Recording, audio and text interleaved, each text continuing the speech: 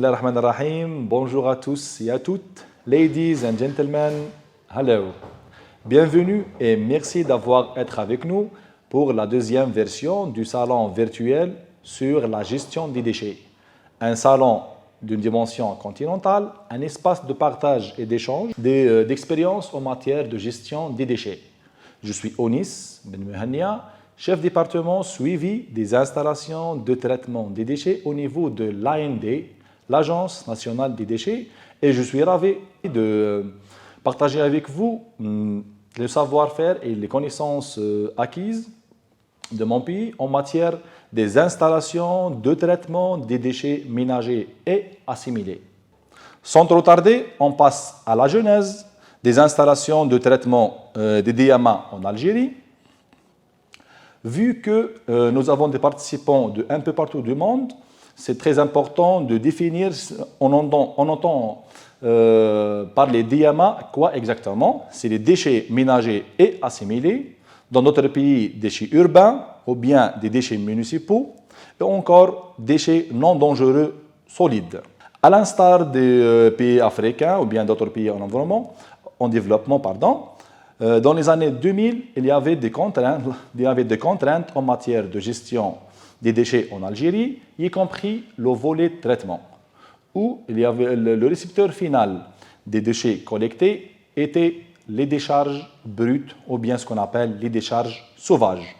Ces décharges avaient comme localisation dans des zones défavorables, c'est des zones facilement inondables ou bien c'était directement dans des lits d'oued, bien évidemment avec les impacts négatifs sur l'environnement et la santé humaine, à savoir la pollution atmosphérique, la pollution visuelle, la pollution des eaux souterraines et superficielles et autres. Pour les années 2000, un arsenal juridique très important a été mis en place par l'État algérien pour faire face à cette situation. Cet arsenal a été accompagné par le programme national de gestion des déchets intégrés au niveau de l'Algérie. La priorité était l'éradication de la pratique de mise en décharge brute, la réhabilitation des décharges sauvages et le remplacer ou bien de créer carrément des CET ou bien des décharges contrôlées. Pourquoi le CET? Parce que pour un pays à faible revenu, la solution d'enfouissement à travers des centres d'enfouissement technique ou bien des décharges contrôlées, c'est la plus rapide et la plus simple à exécuter.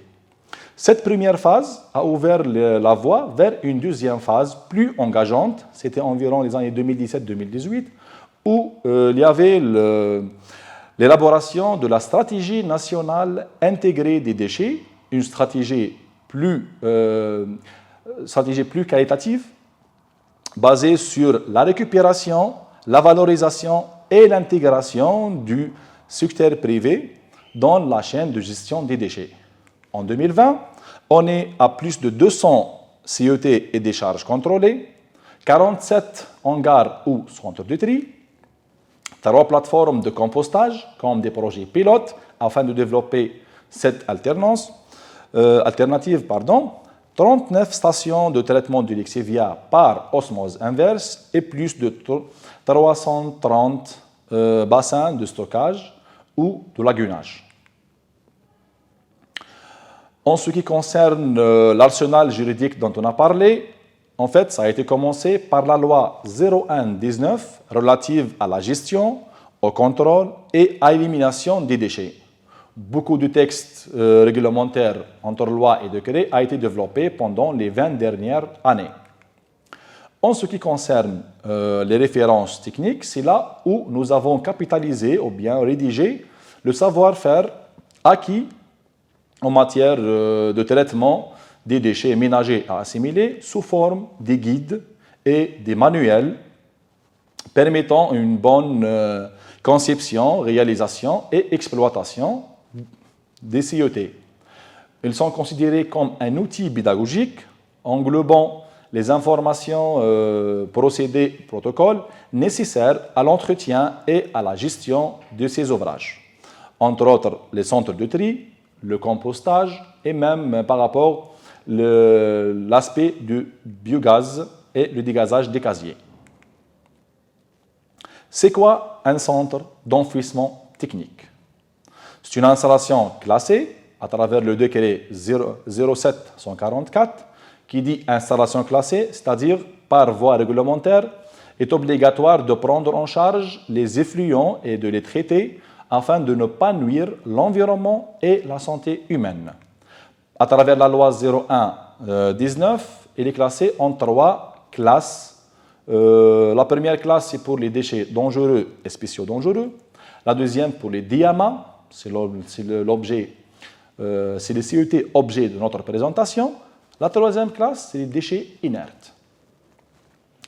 De quoi est-il composé un CET? En fait, on peut subdiviser ou bien on peut énumérer 4 composantes principales dans un centre d'enfouissement technique. Commençons par le pont bascule, qui est un équipement très essentiel dans un CET qui nous donne la possibilité de créer une base de données fiable, facilement accessible, servant dans la planification des autres casiers ou un site carrément, ou bien de proposer carrément un nouveau mode de traitement. Vu ou bien en absence d'un tri en amont, on est obligé de penser à trier les déchets en aval de la chaîne de collecte, d'où la nécessité de mettre en place un centre de tri dans un centre d'enfouissement technique. Troisième élément principal, le casier. C'est là où se fait l'opération d'enfouissement et la désintégration de la matière organique existante au niveau de nos déchets en donnant les lexivia et les biogaz.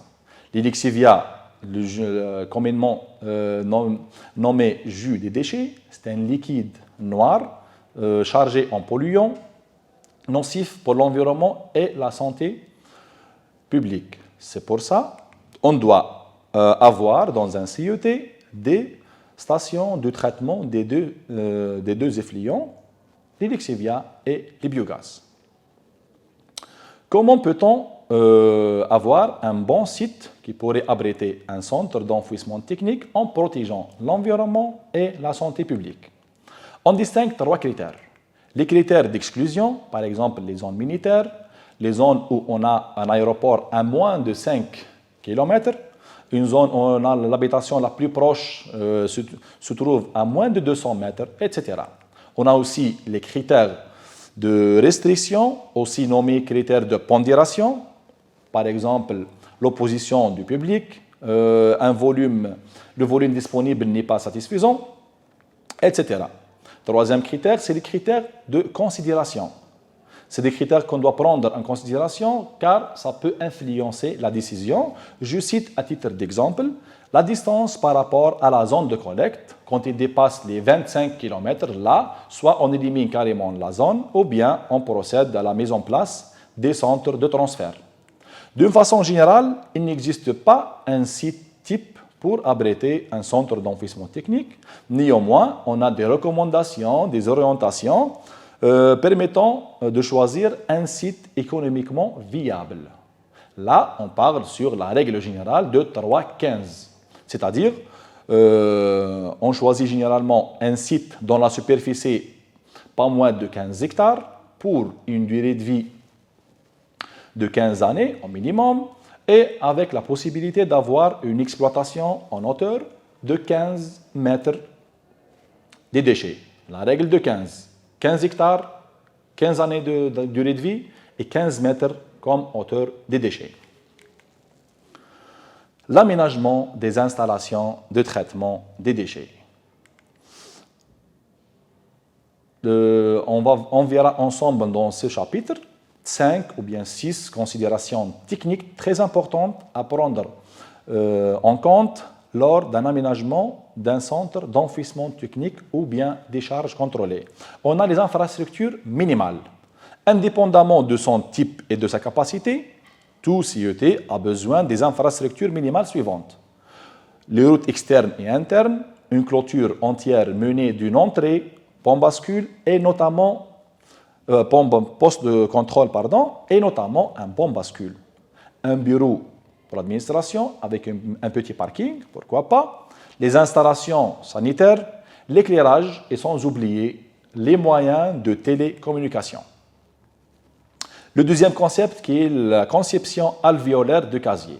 Cette conception a pour objectif de minimiser les quantités de lexivia issues des eaux pluviales et consiste à subdiviser le casier en plusieurs parties ou bien morceaux nommés alvéoles avec un système séparatif, un système de drainage séparatif qui draine les lexivia et les eaux pluviales chacune à part.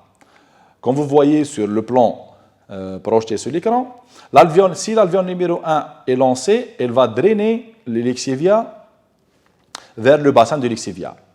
L'alvéole numéro 2, 3 et 4 vont drainer les eaux pluviales vers un bassin spécial qui va servir par la suite pour le lavage ou bien l'irrigation. C'est comme ça. Si on lance l'alvéole numéro 2, l'alvéole 1 et 2 drainent les lexivia, 3 et 4 drainent les eaux pluviales. Un système de drainage séparatif permet de minimiser les quantités de lexivia produites. C'est le concept alvéolaire qui est très important dans la conception d'un centre d'enfouissement technique. Le bilan hydrique, un élément essentiel, crucial, qui nous donne la possibilité de quantifier les lexivia produits afin de dimensionner la station de traitement des lexivia. Aussi, le choix du mode de traitement est conditionné par le bilan hydrique. Par exemple, les zones à climat sec où on a un bilan hydrique négatif, on peut opter pour le lagunage, qui est le mode de traitement le moins cher et le plus facile à réaliser. La stabilité du casier. Un casier qui n'est pas stable, il ne peut pas recevoir les déchets. Pour assurer cette stabilité, les talus internes des casiers devraient être au minimum 1 vertical sur 3 horizontal. Le complexe d'étanchéité et drainage. Là, le terrain naturel devrait être protégé par une couche d'argile, ce qu'on appelle la protection passive, surmontée par une couche de géomembrane, ce qu'on appelle la protection active. Cette géomembrane, à son tour, devrait être protégée par une géotextile contre les agressions mécaniques des déchets et les conditions climatiques, notamment dans les zones à climat sec où on a une intensité importante des UV. Sur ce complexe, on met le massif drainant en gravier non calcaire surtout, parce que si on met un gravier, ou bien un roulis d'oued, parce que si on met un gravier calcaire, on ne va pas le trouver après un certain temps, car le pH du lexivia va le dissoudre. Et à partir de là, on met notre drain en PEHD généralement, 315 mm, qui va drainer les lexivia vers des chambres de visite. Ces drains-là devraient être hydrauliquement indépendants avec une distance les uns entre les autres de 50 mètres, de moins de 50 mètres, c'est-à-dire maximum, on parle de 50 mètres là. Et on met nos déchets en toute tranquillité. Une attention particulière à apporter au passage du drain à travers la digue.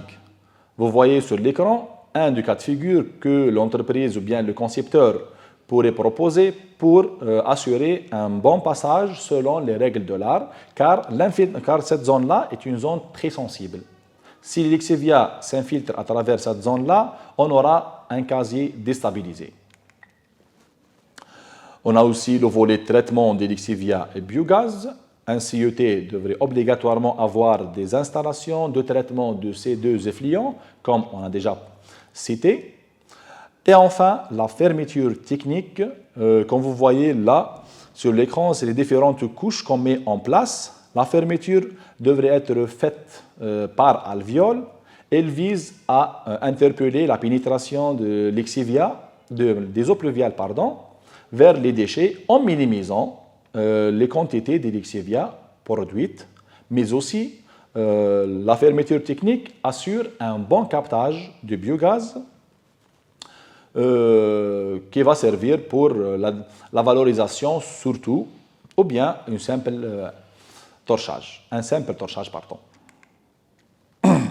La gestion et l'exploitation des centres d'enfouissement technique ou des charges contrôlées.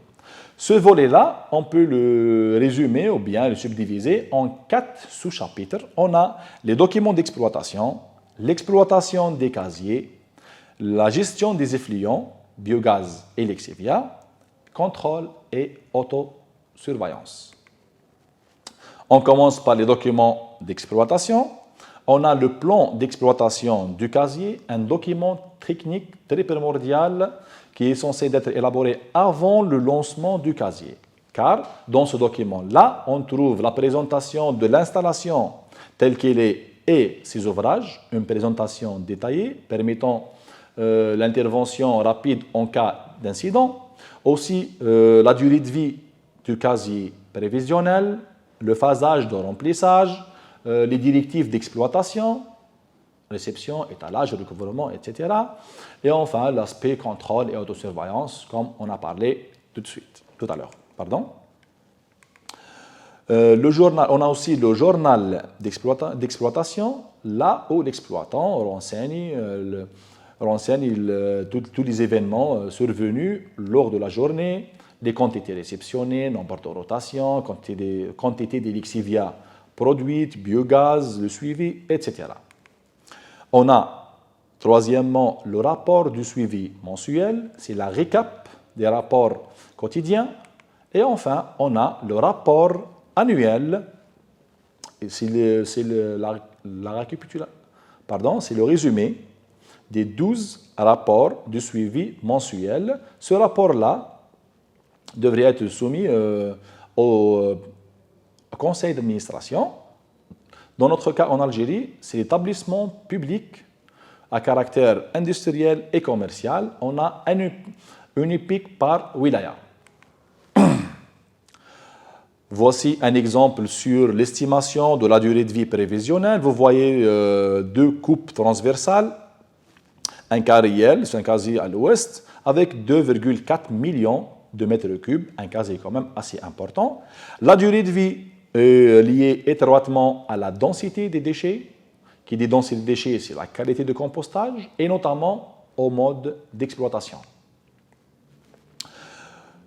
Je vous invite à suivre avec moi un phasage de remplissage de ce casier. C'est la simulation 3D qui est établie avant de lancer déjà le casier, comme j'ai déjà signalé. Vous voyez là la phase numéro 1.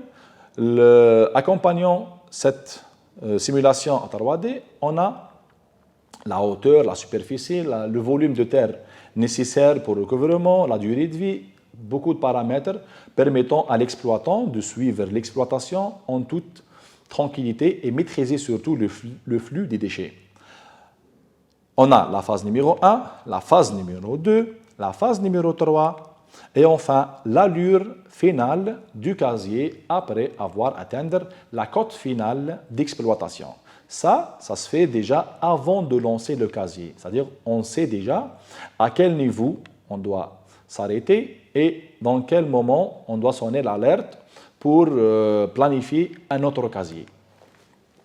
Le suivi de cubature, c'est un point très important à installer par l'exploitant. Comme vous voyez là, à certains moments, on doit signaler l'alerte pour planifier d'autres casiers. L'exploitation des casiers. Commençons par l'inauguration de casier qui demande une procédure bien précise, commençant par la préparation de la zone de déchargement et les pistes d'accès réalisées par les déchets. 1,5 m.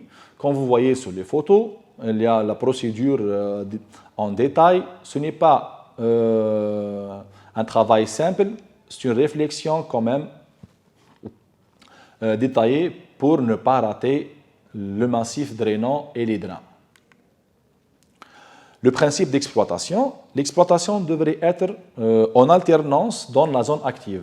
Comme vous voyez à la gauche, on a la zone active qui est subdivisée en deux parties, une partie pour la récupération et l'autre pour l'étalage et compactage. Les autres parties de casier sont soit vides ou bien recouvertes en attente du lancement.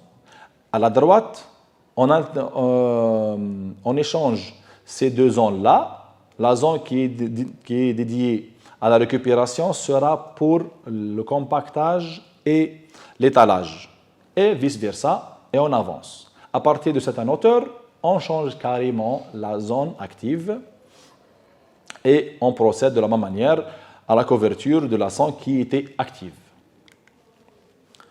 Directive d'exploitation. On commence toujours par la création des pistes d'accès et plateformes de déchargement. Comme vous voyez sur les schémas, on a aussi le compactage et l'étalage des déchets qui devraient se faire avec des couches allant de 30 à 50 cm maximum, avec 5 ou 6 passes par un compacteur d'un poids moyen. On a le recouvrement par une couche de matériaux inertes, perméables, peu évolutifs avec les déchets, d'une épaisseur entre 10 à 15 cm maximum. Arrivons maintenant à la gestion des effluents, les lixiviats et les biogaz. Commençons par les biogaz. On a les mesures surfaciques des émanations du CH4. Comme vous voyez sur les deux cartes, l'évolution de la méthanogénèse durant une période de 3 mois. La zone rouge nous indique qu'il faut commencer à installer le système de dégazage. On a aussi la construction des puits de dégazage et les reliant à l'installation de traitement. Voici l'exemple des puits verticaux, aussi les puits horizontaux. Certaines considérations techniques à prendre en compte. Vous voyez là un rayon de 10 mètres de la zone perforée devrait être assurée couverte par les déchets.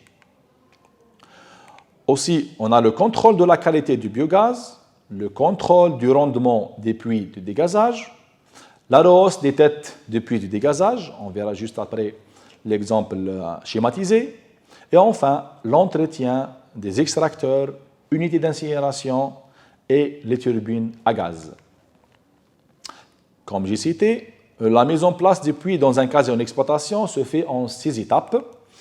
Quand les déchets arrivent à plus ou moins 30 cm par rapport au collecteur, on commence à creuser les déchets et enlever la tête du puits, installer un nouveau drain et puis remettre le puits en le reliant vers les turbines.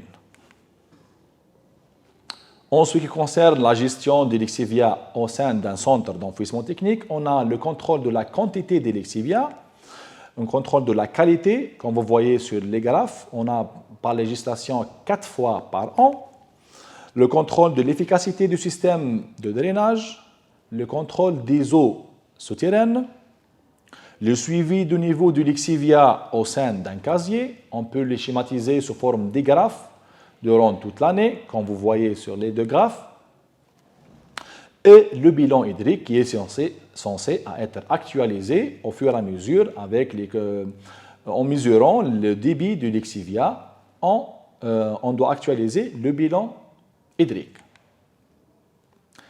Le 4e sous-chapitre par rapport à la gestion et l'exploitation consiste au contrôle et autosurveillance.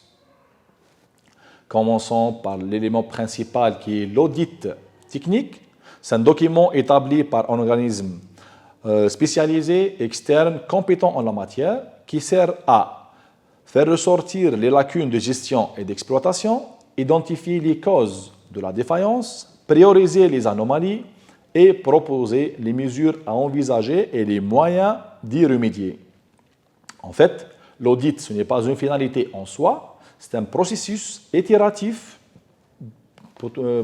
On peut les programmer chaque 6 mois pour assurer une continuité, l'amélioration continue de la gestion et l'exploitation du site.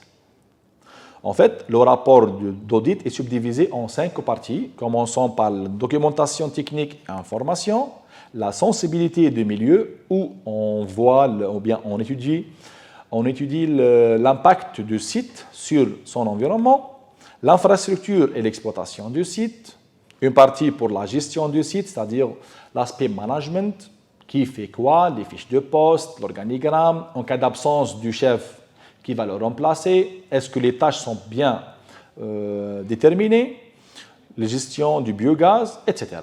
Et enfin, la partie contrôle et autosurveillance, où on vérifie est-ce que l'exploitant a mis déjà en place un système de contrôle et autosurveillance.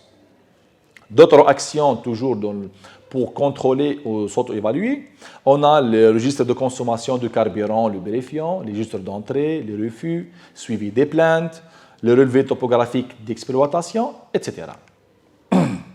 La post-exploitation. Là, je vous signale que la durée de vie d'un casier ne se termine pas avec sa durée de vie indiquée, disons 4 ou 5 ans. Le contraire, la génération de lixivia et biogaz, ça continue pendant au moins 25 à 30 années après la fermeture technique du casier. D'où la nécessité de la mise en place d'un programme de monitoring environnemental du casier fermé et un programme de suivi du tassement résiduel ou bien différentiel qui peut atteindre théoriquement jusqu'à 30% de la hauteur initiale lors de la fermeture. Pour conclure, pour les pays à faible revenu, la mise en décharge technique, CET ou décharge contrôlée, est une phase incontournable pour passer de l'élimination des déchets vers un nouveau mode de traitement basé sur la récupération et la valorisation. Merci de votre attention.